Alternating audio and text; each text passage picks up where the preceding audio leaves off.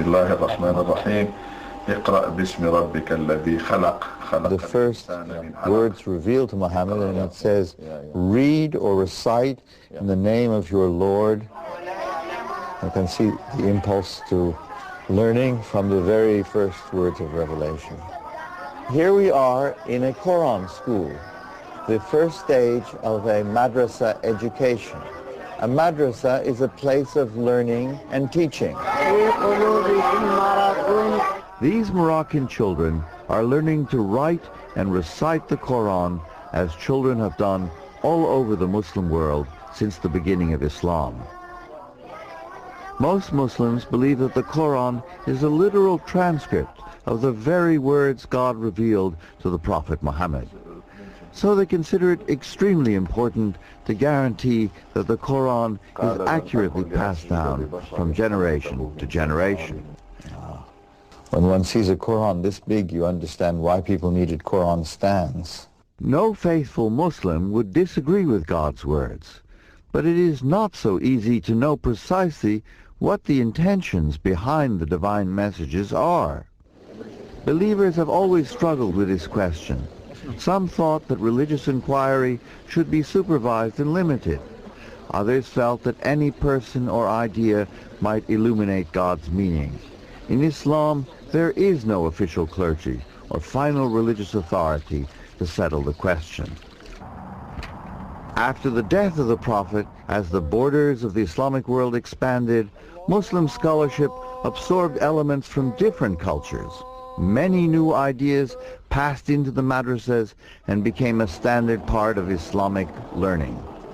The oldest teaching mosque is probably the Qarawiyyin, which was founded in Fez, Morocco in 859. In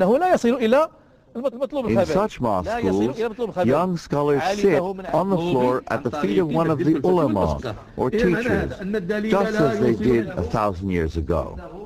They may be studying grammar, logic, jurisprudence, or other disciplines necessary to interpret the Quran.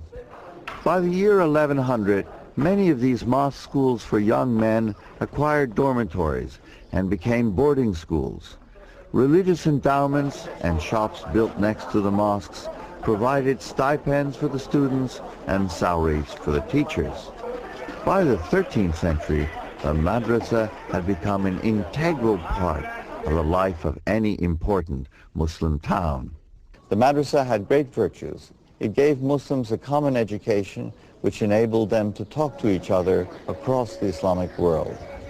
It incorporated elements of Hellenistic learning, which had been translated into Arabic in the early Middle Ages. Here is the beginning of the second chapter of the book of Aristotle on ethics. Aristotle was so revered that some Muslims claimed he was a prophet sent by God to the Greeks. Classic madrasa education brought progress and higher learning to the Muslim world. But in the 12th and 13th centuries, under continuing threat, first from the Crusades and then the pagan Mongols, the Muslim world began to close in upon itself. The scope of madrasa learning and interest in the outside world also began to narrow. The madrasa, for all its great virtues, also had great shortcomings. There was, after a certain point, fear of new learning. Muslim mathematicians who passed on from India the all-important zero continued to develop algebra, but in the madrasa, interest in algebra became confined to explaining the complex assignment of inheritance shares. Astronomy was a science where Muslim scholars were brilliant innovators. Many stars have Arabic names, but astronomy, as taught in the madrasa, was limited to those aspects which explain the direction and times of prayer. By 1400, scholars of the madrasa had grown largely indifferent to ideas from elsewhere. Ideas were no longer fully open to discussion. That the madrasa remained unaware of developments in early modern Europe would have grave consequences for the Muslim world.